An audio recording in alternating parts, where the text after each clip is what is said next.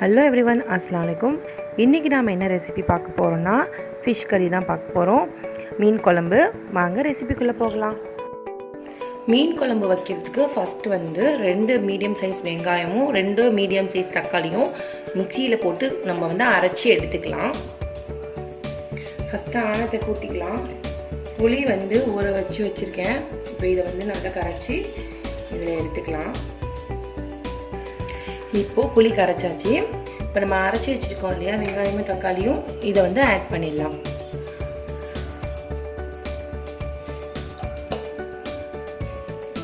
அரைச்சி வச்சுருக்கதை இதில் நல்லா சேர்த்துக்கோங்க.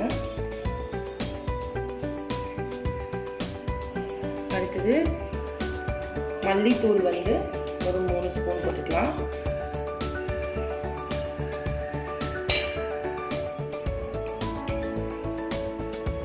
இது குழம்பு மசாலா. நம்ம மல்லித்தூளோடு சேர்த்து அரைப்போம் இல்லையா, மல்லித்தூளோட கடலைப்பருப்பு, உளுத்தம்பருப்பு, மிளகாய் எல்லாம் போட்டு சேர்த்து அரைச்ச குழம்பு மசாலா. இது நிறைய வீட்டில் வச்சுருப்பாங்க. இல்லை அப்படின்னா மார்க்கெட்டில் கூட கிடைக்கிது, வாங்கிக்கலாம். அடுத்து இதில் தேவையான அளவு உப்பு. இந்த குழம்பு மசாலாவிலே மிளகு, ஜீரகம் எல்லாமே இருக்கிறதுனால இதுக்கப்புறம் எதுவும் தேவையில்லை. குழம்பு தூள் இல்லை அப்படின்னா 1 ஸ்பூன் மிளகும் 1 ஸ்பூன் சீரகமும் நீங்கள் மல்லித்தூள் போடும் போது ஆட் பண்ணிக்கோங்க. இப்போ இதை நல்லா நம்ம மிக்ஸ் பண்ணிட்டு தாளிச்சிடலாம். அவ்வளோதான், நம்ம குழம்பு கூட்டி வச்சாச்சு. இப்போ தாளிச்சிடலாம். இப்போது அடுப்பில் சட்டி வச்சுக்கோங்க. சட்டி சூடு வந்துருச்சு. இப்போ நம்ம எண்ணெய் சேர்த்துக்கலாம். நல்லெண்ணெய் சேர்த்துக்கிட்டா ரொம்பவே நல்லாயிருக்கும் மீன் குழம்புக்கு. சட்டி சூடு வந்துருச்சு, எண்ணெயும் சூடு வந்துருச்சு.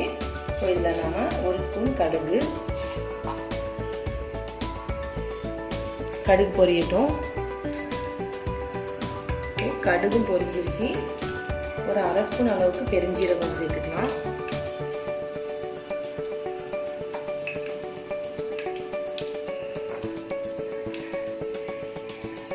அடுத்ததா ஒரு 1/2 ஸ்பூன் அளவுக்கு சீரகம், முழு சீரகம்.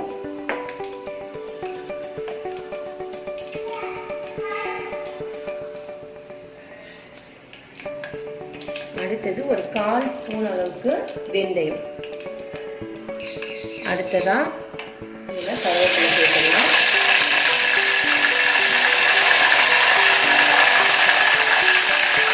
கருவேப்பிலை சேர்த்த உடனே இதில் மிளகாய்த்தூள் சேர்த்துடலாம். மிளகாய்த்தூள் கரைஞ்சிட வேணாம். போட்ட உடனே நம்ம கூட்டி வச்சுருக்கோம் இல்லையா குழம்பு, இதை இதில் ஆட் பண்ணிடலாம்.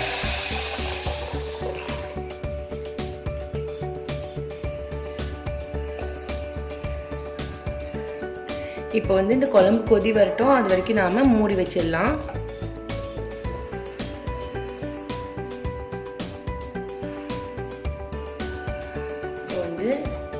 நல்லா கொதிச்சிருச்சு.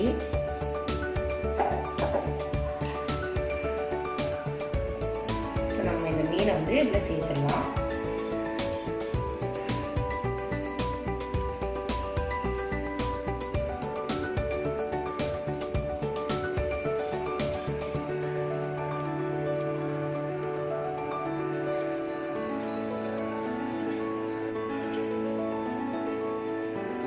இப்போ ஒரு 5லேருந்து 10 நிமிஷம் வரைக்கும் இது நல்லா கொதிக்கிட்டோம். இதை நாம் இப்போ மூடி வச்சிடலாம்.